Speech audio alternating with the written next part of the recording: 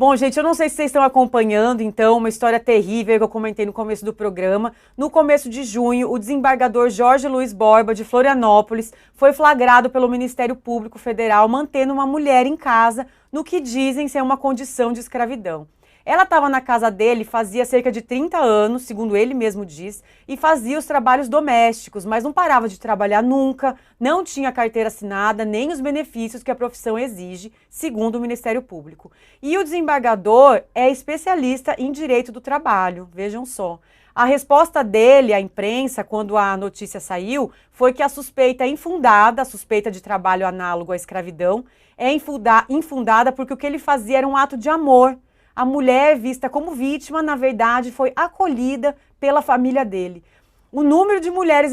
A gente já vai falar sobre esse tipo de argumento também, tá? O número de mulheres resgatadas nessa mesma situação tem aumentado muito, ouvindo mais à tona, né? Segundo me contou a procuradora do Ministério Público do Trabalho, Elisiane Santos, que é especialista nessa área. São situações que se confundem com o trabalho doméstico. A gente lembra aqui que as domésticas só têm direitos trabalhistas há 10 anos. E muitas vezes começam esse trabalho crianças. Eu falei com uma mulher que passou por isso, a escritora Neuza Nascimento, de 63 anos. Ela conta que começou a trabalhar aos 8, era proibida pelos patrões de sair de casa e tinha que dormir embaixo de uma mesa. Ô Sema, essa, infelizmente, é uma história de milhares de mulheres no Brasil, né? Há muito tempo.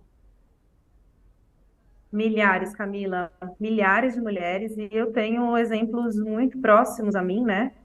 Minha avó, minha bisavó, com certeza. Às vezes a gente pensa que a escravidão passou, que faz muito tempo, que está muito lá atrás, mas são apenas 135 anos, né?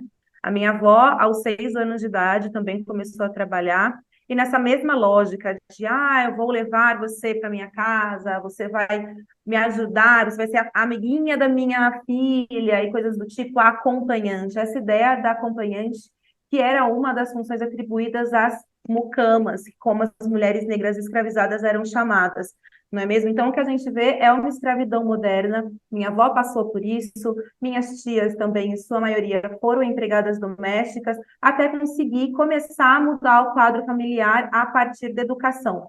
Eu acho, inclusive, que vendo o caso desse desembargador, é por isso que muitas vezes no Brasil a gente vê essa busca incessante por retroceder na educação, esse questionamento das cotas raciais, porque senão, Camila, a gente acaba continuando nesse ciclo sem fim, né? Eu faço parte dessa origem, eu sou fruto de mulheres que passaram por esse tipo de violência e a gente está aqui trabalhando e estudando para que esse ciclo se encerre de uma vez por todas.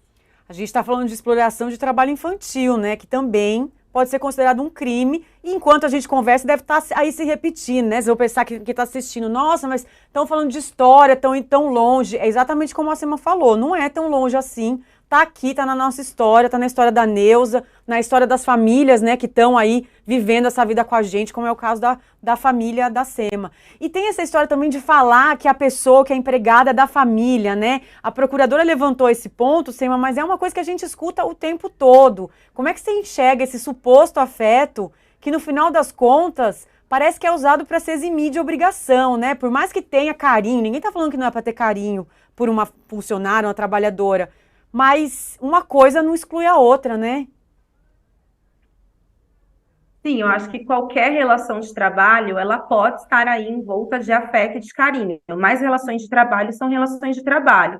Não é porque uma pessoa trabalha na sua casa e você diz ter algum tipo de carinho por ela, que ela não deve ter os direitos garantidos, que você não deve garantir que ela tenha condições dignas de sobrevivência, de existência, um salário digno, direitos dignos. Como você disse, as empregadas domésticas passaram a ter os direitos assim, vamos dizer, legalmente, nos últimos 10 anos. Mas ainda assim, no Nós Mulheres da Periferia, a gente fez uma matéria recente dizendo que mesmo as mulheres que têm a carteira assinada, nem sempre elas têm todos os direitos trabalhistas assegurados, porque muitas vezes falta comunicação, 13º, férias, são coisas que nem sempre a gente aprendeu que empregadas domésticas têm direito e são humanizadas, né, gente? É um jeito humanizado de olhar para a profissão. Uma pessoa que está ali para cuidar do seu lar, está ali para fazer as tarefas que você deveria fazer por si mesmo, deve ser respeitada minimamente. A gente entrevistou recentemente a Luísa Batista, no ano passado, na verdade.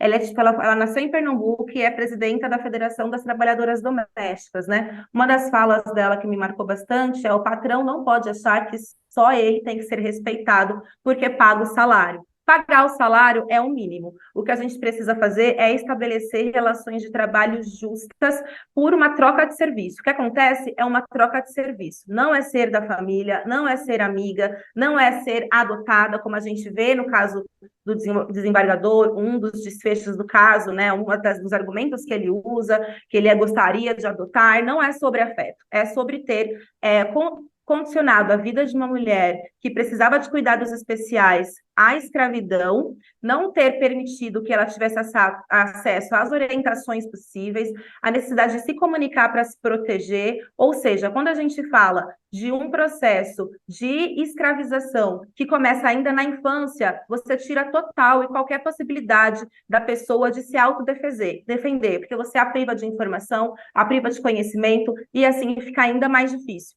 Então, a gente, de fato, precisa fazer com que o Brasil, pouco a pouco, porque eu já vi que não vai ser tão fácil, se livre dessa cultura da servidão e dessa cultura escravocrata, né? Que é uma coisa que ainda está muito enraizada na nossa cultura.